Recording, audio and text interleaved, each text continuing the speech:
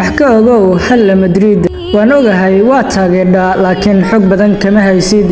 Real Madrid waa koox kubadda cagta xirfadlayaal ah taasoo ka dhisan magaalada Madrid ee dalka Spain waxaana loogu yeeraa Los Blancos waxa ayna ka mid tahay kooxaha ugu caansan adduunka.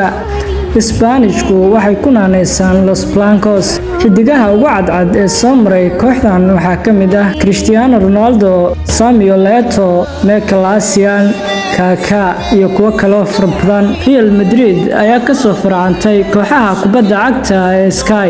Kooxdan ayaa si rasmi ah loo aasaasay sanadu markay ahayd 1902 waxa ayna ku biirtay xiriirka kubadda cagta ee Isbaanishka sanadu markay ahayd 1909. Kooxdan ay taageerayaasheedu ugu magacdaraan cadcadka ayaa waxay ka soo ciyaartay heerar kala duwan. Kooxdan garoonkeeda oo lagu magacaabo Santiago Bernabéu haddaan wax yar kaga sheego waxaa la furay sanadu markay ahayd 1947 waxa uuna qaadaa 80,000 oo taageerayaal ah waxa uuna martigeliyay finaalkii adduunka sanadu markay ahayd 1982.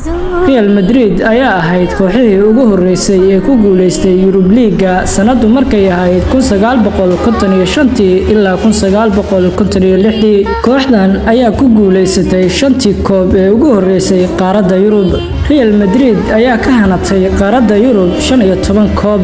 Sidoo kale Real Madrid ayaa ku guuleysatay 36 jeer horyaalka La Liga ah taasoo ka dhigtay kooxda ugu badan ee ku guuleysatay horyaalka kubadda cagta ee Spain. Kooxdu waxay kaloo ku guuleysatay Copa del Rey 20 jeer oo Super Copa de España. Kooxdan inta badan waxay loolan adag kula jirtaa kooxda Barcelona. Zidane ayaa ah xidigaha ugu cadcad ee ay kooxdani nasiibka ku heshay.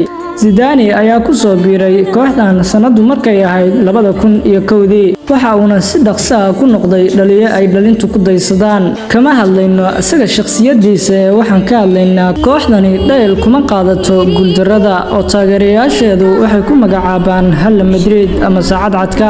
Intaasina waxay ahayd in yar oo ku saabsan kooxda faca weyn ee Real Madrid. Fadlan intaan haddaad nala soo gaadhay nagu soo biir oo subscribe noo saar channelkeena Bandarbelela.